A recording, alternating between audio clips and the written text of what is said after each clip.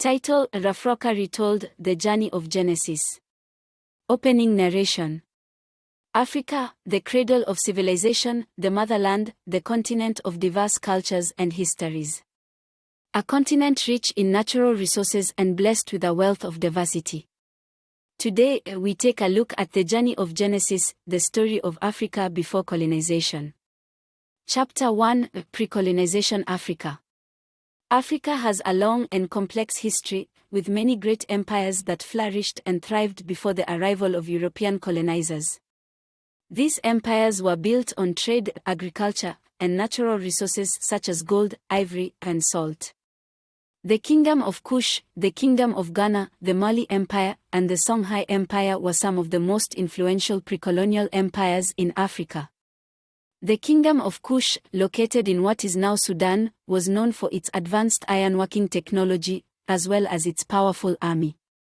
The Kingdom of Ghana, located in what is now Mauritania and Mali, was a major center of trade and controlled the gold and salt trades in West Africa. The Mali Empire, located in what is now Mali, was one of the largest and most powerful empires in West Africa, known for its great wealth and cultural achievements.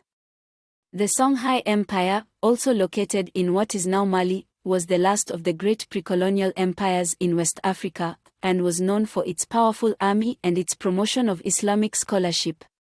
Chapter 2: Whitewashing and Cultural Genocide. The story of Africa has not always been told accurately.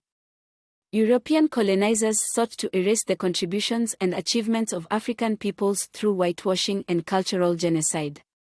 Whitewashing is a practice that seeks to promote European culture and values at the expense of other cultures. This practice has resulted in the erasure of many African cultures and traditions.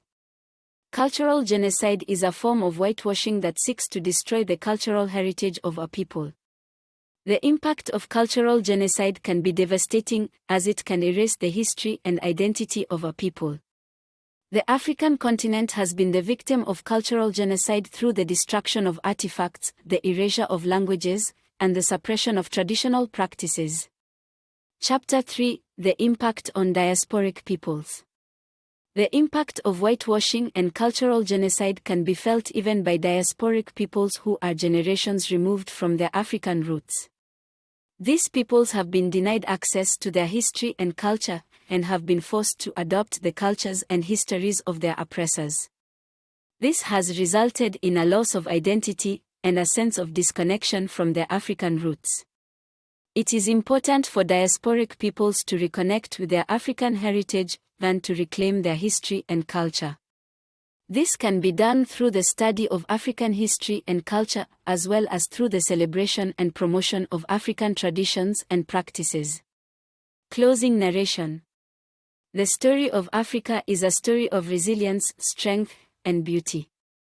It is a story that has been marred by the legacy of colonialism and the impact of whitewashing and cultural genocide. But it is a story that can be retold, and it is up to us to ensure that the true story of Africa is told, and that the contributions and achievements of African peoples are recognized and celebrated.